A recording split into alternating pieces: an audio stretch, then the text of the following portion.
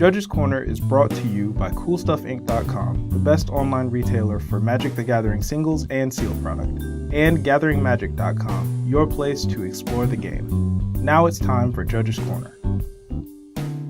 Hey everyone, thanks for watching another episode of Judge's Corner. Today we're going to talk about what gives a card a color, or perhaps takes it away, as we discuss colorless cards.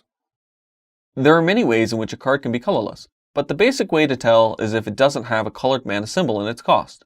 This statement applies to most lands despite their colorful borders, most artifacts, and even many other card types. The exception would be if something didn't have a cost, but instead had a color indicator. Then it wouldn't be colorless.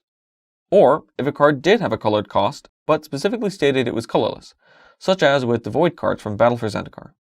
Devoid is a special way to be colorless, in that it's a characteristic defining ability that allows cards to have colored cost while remaining completely colorless in every zone, and then some. Devoid cards are even colorless outside of the game, if an effect would care.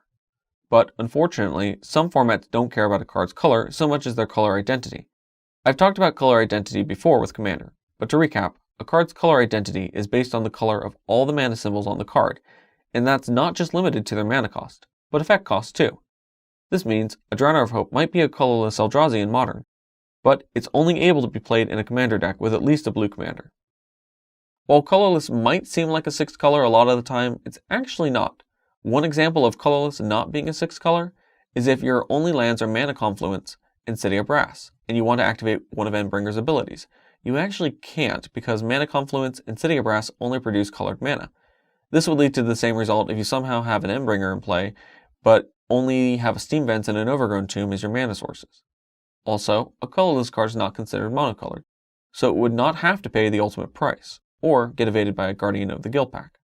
However, a card's color can change if something changes it, such as with Painter's Servant. And in that case, with colorless cards, they just become the selected color and are no longer colorless.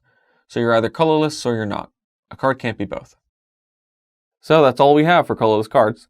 If you have any questions about this episode or any other questions in general, you can always leave us an email at judgescorner@gatheringmagic.com or comment below, and myself or someone else will be happy to get back to you. Until next time, make sure to shuffle thoroughly, play at a reasonable pace, and have fun.